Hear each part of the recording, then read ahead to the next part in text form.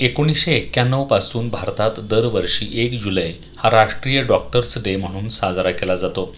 Doctor Bidhan Chandra Roy यांच्या स्मरणार्थ हा दिवस साजरा केला जातो. ते प्रख्यात राजकारणी, स्वातंत्र्यसेनानी, शिक्षणतज्ज्ञ, राजकारणी असं बहुआयामी व्यक्तिमत्व होतं. 1948 ते 1962 पर्यंत 14 वर्ष ते पश्चिम बंगालचे मुख्यमंत्रीसुद्धा राहिले आहेत. त्यांना 1961 मध्ये भारतरत्न हा सर्वोच्च नागरी पुरस्कार देऊन सन्मानित करण्यात आले. Doctor DY. पाटील हॉस्पिटल आणि दैनिक पुढारी यांच्या संयुक्त विद्यमानं दरवर्षी डॉक्टर डे निमित्त व्याख्यानमालेचं आयोजन करण्यात येतं. यामध्ये देशभरातील नामांकित डॉक्टरांना व्याख्यानासाठी पाचारण करण्यात येतं. मागील 21 वर्ष अनेक दिग्गजांनी यामध्ये आपले विचार मांडून वैद्यकीय क्षेत्रात अमूल्य असं योगदान दिलंय. यंदाचं हे 22वं वर्ष आहे.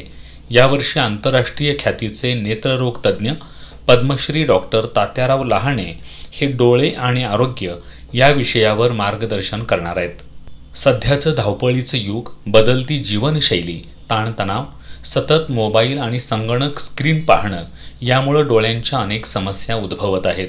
त्यामुळं यावर मात करून निरोगी आयुष्य कसं जगता येईल यासाठी हे व्याख्यान फायदेशीर ठरणार आहे. याचा सर्वांनी लाभ घ्यावा असं आवाहन व्याख्यानाचे समन्वयक डॉक्टर संदीप पाटील यांनी केलंय. बघत असता मोबाईलचा वापर असेल, इंटरनेट असेल, वाढती व्यसनाधीनता असेल, वाढणारे विविध आजार असतील, यांच्या माध्यमातून डोळ्याच्या तक्रारी वाढत आहेत. डोळ्याचा कोरडेपणा असेल किंवा मधुमेह, ब्लड प्रेशर यामुळे रेटायना, पडद्याचे आजार असतील, हे वाढत असताना डोळ्यांची काळजी कशी घ्यायची, डोळ्यांच्या विकारावर कुठले कुठले उपचार करायचे, कुठले करायचे नाहीत आणि त्याचबरोबर डोळ्यांचं सौंदर्य देखील कसं अबाधित ठेवायचं या विषयावर यामध्ये मार्गदर्शन होणार आहे.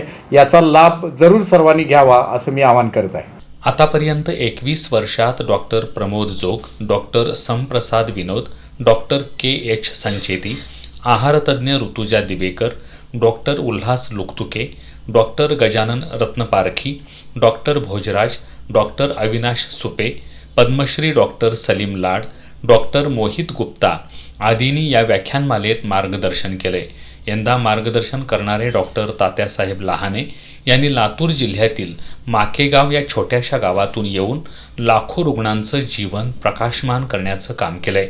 त्यांच्या जीवनचरित्रावर डॉक्टर तात्या लहाने अंगार पॉवर इज विदिन हा चित्रपट तयार करण्यात आला असून तो प्रचंड लोकप्रिय झालाय.